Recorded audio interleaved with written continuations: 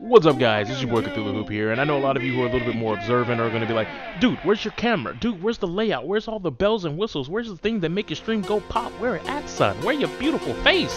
And I'm on vacation right now. I'm down in Florida. I'm turning up with the family. I'm just enjoying myself. But I got the low-budget laptop setup, so do not expect anything like crazy or high big-budget productions from young Cthulhu Hoop, please.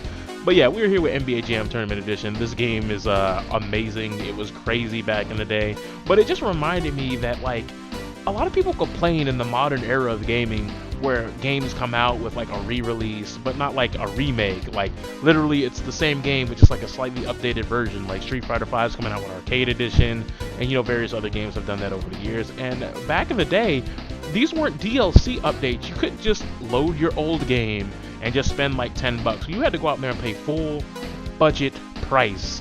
Full all 40 to 80 dollars, whatever ducats, whatever type of monetary value system you want to go by, you had to spend the full amount in order to even get a game like this. So if you already had regular NBA Jam, well, you spent full price to get Tournament Edition. And as far as I've ever been concerned, I'm fine with that. I'm cool with that. As long as there is enough to justify the purchase of a brand new game, and I never win the tip-off. Then again, I always play the short person, and I have never seen the CPU pump fake like 32 times in a row. I have no idea what that even was. Oh, man, what you got, man? Go ahead, Clyde. Oh, the fake out. Swish. Excuse me? Oh, okay, that's better. I can accept that. But yeah, you know, whether it's an overhaul of a game system, making it a lot better and making the UI feel more smooth, a lot of extra features in the game, a lot of extra modes and bonuses, like, you know, I'm all down for that for, you know, an arcade edition or a tournament edition. Go a step further, I mean, we all know we love expansion packs or, you know, even little spin-offs that are a little bit of B subtitles, like it's Gat Out of Hell, Fallout New Vegas, things that were their own game in and of themselves, but weren't quite the Fallout 4 or the Saints Row 4, respectively. You know, things like that, you know, it's really dope. And give me that ball, boy. Ain't no one told you. How did I not pick it up? Did I not run? Can we check the tape? Like, did I not run over that ball? Like, I'm a little disgusted right there. We might have to check the patch. We might get patch notes right there. Swish. And, you know, we got new age expansion packs coming out for newer games, like Horizon Zero Dawn just came out with Frozen Wild. And how did I literally touched the ball, I fondled the ball, I caressed the ball with my nose, I touched the ball with my balls, but still didn't get to pick it up. Thanks, game. Beautiful. Beautiful stuff right there. Swish. Okay, now the game is just trolling me. Alright, apparently the AI has sold their soul. The AI has sold their soul. The computers are too good. Skynet is real. Give me that ball. Swish. Okay, if I had missed that shot, like I'd have just been like, you know what, iRobot is actually a documentary. Okay, is the game okay? The game's playing nice now. I'm on fire. It's dope. Okay. But yeah, Frozen Wilds was really good, but it's just a shame that a lot of other people out there who are developing games at the AAA level, like your EAs and your Activisions, like they're going out of their way at this point to just like legit make games unfun. They are legit stripping features that are normally in a game and taking it out of the game, even if they were in the game before, or even going as far to manipulate EXP games to make people feel as though they have to throw in more money to a game, or, and this may be even more egregious, make the game more grindy for the people who have already promised their dedication to you by leveling up. Like, how is it that you are making games more grindy to people who have already grinded just to make sure that they're grind more and they're always on your server? Like, that's basically what it is. They just want you to play longer, but to manipulate the EXP, and I don't mean like making the EXP harder to gain. I mean like legit reducing the rewards for EXP after the fact. Like, let's say today you're level 27 and to get to level 28 it's 5,000 EXP.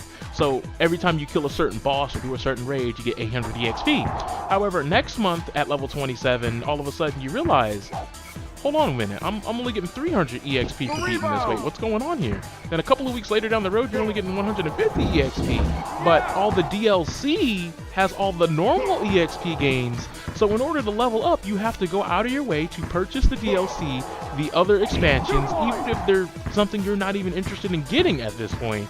kind of pretty much putting a damper on your experience, even though you've already dropped $60 or maybe $90 if you bought one of the expansions, but not the second one. And it's a total shaft job. It's a total con job, and I really don't like that. But as I said, you know, something like, you know, something that adds, you know, additions or, you know, a cheap nominal fee like $10 or $15, but you get everything involved. I'm not really too worried about that, especially in the modern era. And I know some people are gonna say, but yeah, isn't it kind of archaic to go out and buy a whole new game? Like, isn't that kind of lame? And like, I could see that line of thinking, but we're not buying whole new games anymore. Like, as we all know, with Street Fighter V Arcade Edition, it's a free update. It's just going to have all the things and the bells and the whistles and more characters and things of that nature. And as we know, with the fight money system, you're able to buy those characters in game. So even though the original Street Fighter V is complete ass, Arcade Edition is looking like it's going to have a somewhat bright future. And, you know, I'm okay with that. But even if we did have to go out and buy like a $30 version of a game, as we've seen with games like Guilty Gear Revelator and Revelator 2, that's fine as well, because there is enough new content to justify a purchase. It's a little bit different when it's literally just the same game, but out of nowhere there's just a new ending credit scene. Ooh, yeah, man, we're really gonna drop the big bucks for that. But like, for real, could like you imagine a game legitimately saying that the true ending is like DLC? Like, if there is a game that does that, can you drop it in the comment section below so I can just scrutinize it and criticize it relentlessly? But anyways, oh man, I kind of want to keep my boys healthy, because don't get me wrong, Clyde Drexler is a beast, but like, he gets hurt too much, so you know, I want to keep him on the bench because he comes in really clutch when it gets to the fourth quarter. And late in the game, that's kind of what you need, but that's what I would normally do. Right now, I need my three-point shooter really, really well rested. So we're going to have Drexler out here in the paint, dunking on all these fools, just trying to preserve this lead and get that rebound right there. Let's go. Get up in there. Bam. You're a god. Because Clyde about to be gliding on you fools in a minute, man. Y'all ain't even gonna hit you. Oh, wow. What a whiff. Don't worry, though. We gonna cash in. And, dude, I didn't even realize, like, I am, like, almost double their point total. Like, they are getting bodied right now. This AI doesn't know what's happening. All right. They finally hit a relatively decent shot.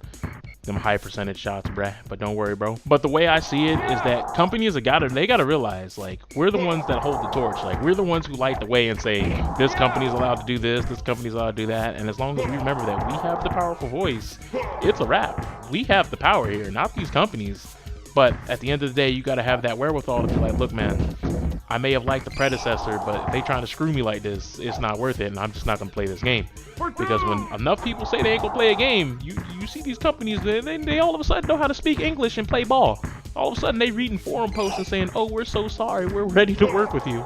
And if EA can learn, man, possibilities are almost endless. And dude, get off this ball, boy. You know what told you touch that ball, bro? How many times I gotta teach you this? Oh, okay, you got past me. Okay, cool. Don't get pushed over though, because I'm coming. I'm hungry. Oh, you missed it? Oh, it's a wrap. It's GG's. It's GG's. We're gonna swag on you. Ooh. Oh, okay. That was a dumb shot on my spot. On my part. I take that. Man, NBA Jam is like a really fun game, just due to the simple fact that like it's just so wild. Like, I remember back when sports games like were just genuinely fun, bro. Like, do y'all remember that? Do y'all remember when people would like play Madden and y'all had Madden cards? Like, oh my god, it was the most lit thing. NFL Fever with the creative teams and the Sugar Buzz. Well, no, Madden had the Sugar Buzz. NFL Fever had the Pansies and the Rollers. And then a whole bunch of like nonsense. The Cruise Bay Crocs, dude. I remember all that stuff.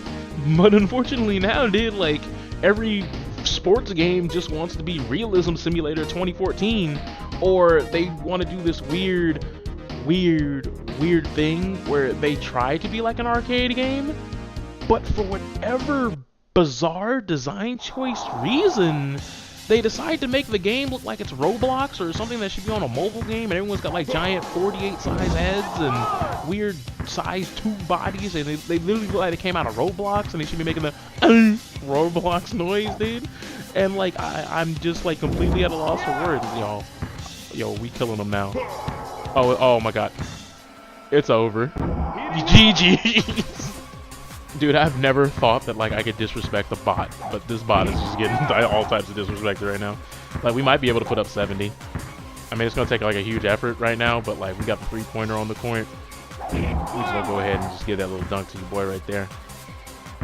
In this game, you can actually control when your AI passes.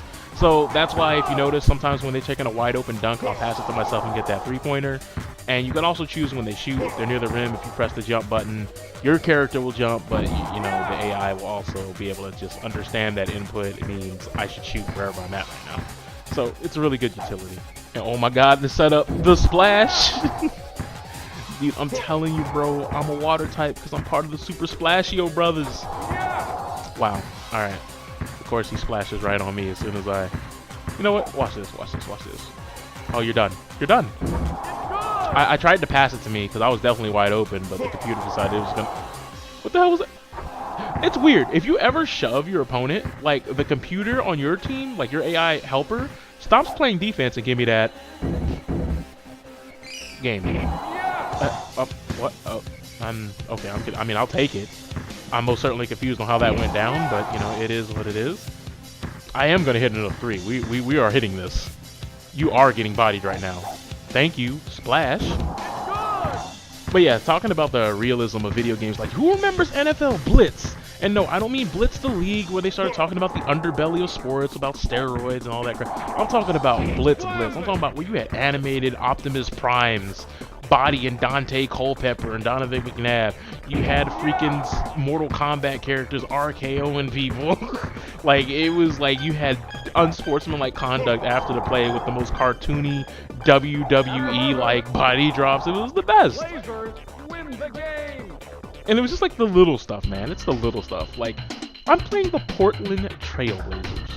I'm sorry for my people in Oregon. Who gives a fuck? Who the fuck plays with the Portland fucking Trailblazers? Nobody does. But I am. Why? Because every team in this game is unbelievably wickedly fun. And that's something that, like, I can't say for most sports games these days, but it's all good, dude. Dude, I might start a freaking hashtag of my own, my dude. Like, legit, I might actually start a hashtag. Like, forget MAGA. Let's do MAGA, baby. Make all games great again.